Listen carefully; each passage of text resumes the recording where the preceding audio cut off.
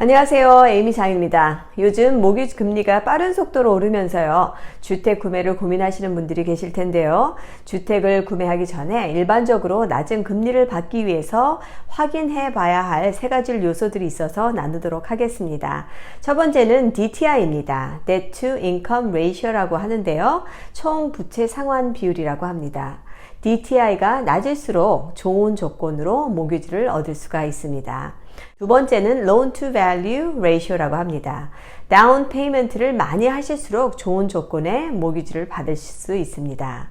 세 번째는 크레딧 스코어인데요. 신용 점수가 높을수록 낮은 금리로 모기지를 받을 수 있고요. 신용 점수를 580에서 669점은 fair로 보고 있고요. 670에서 739점은 good, 740에서 799점은 very good, 그리고 800점 이상은 excellent로 보고 있습니다.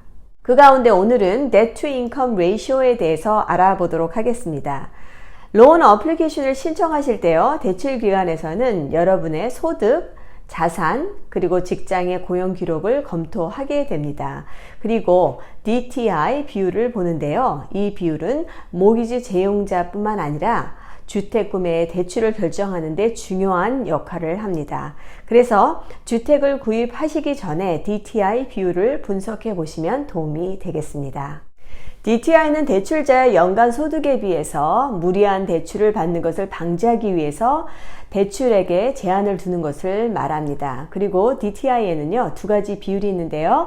첫 번째는 Front-End DTI입니다. 이 비율은 집에 관련된 지출입니다. 여기에 해당되는 것들에는 원금과 이자, 재산세와 보험이 포함된 모기지 금액이고요. Homeowners Association fee가 들어갈 수 있고요.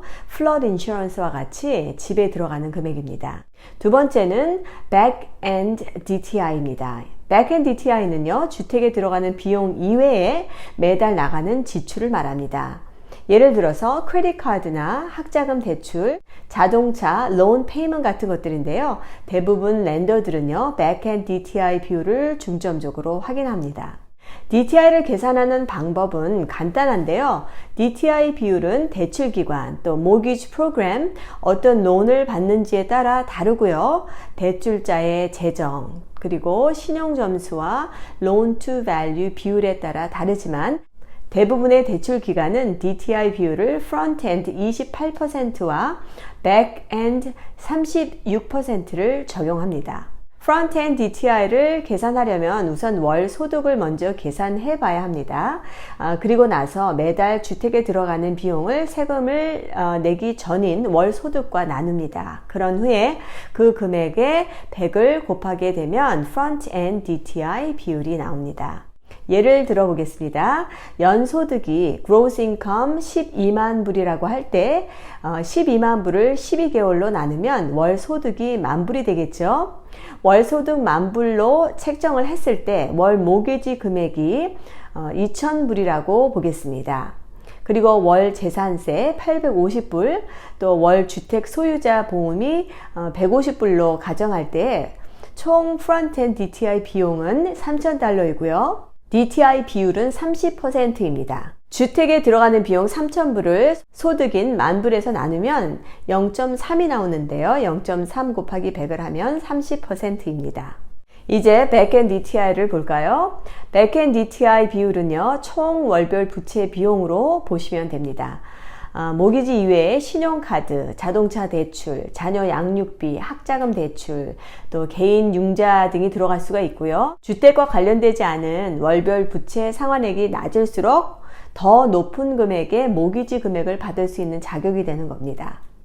대출기관이 Back-End 비율을 사용하는 이유는요, 좀 더 정확하게 매달 지출되는 지불액을 알 수 있기 때문인데요. 그래서 좋은 Back-End DTI 비율은 일반적으로 33에서 36%를 넘지 않습니다. 만일 수입의 36% 이상이 빚을 갚는 데 사용된다면 주택 모기지를 얻는 것이 조금 까다로워질 수 있습니다. 하지만 대출 기간마다 다를 수 있어서 만일 신용 점수가 높을 경우에는 최대 DTI 50%까지 허용하는 곳들도 있고요.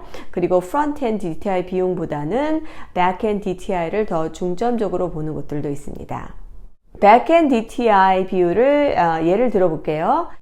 월별 신용카드 300불, 월별 또 자동차 리스가 200불, 월 학자금 대출이 200불, 프론트엔드에서 계산했던 주택에 들어가는 비용 3,000달러와 어디셔널 부채인 700달러를 더하게 되면 3,700불인데요. 그 금액을 소득인 10,000불과 나눌 때 37%가 나옵니다. 그렇다면 모기 신청 이전에 DTI를 낮출 수 있는 방법은 어떤 것들이 있을까요? 첫 번째는요, 매달 나가는 지출을 막는 것입니다.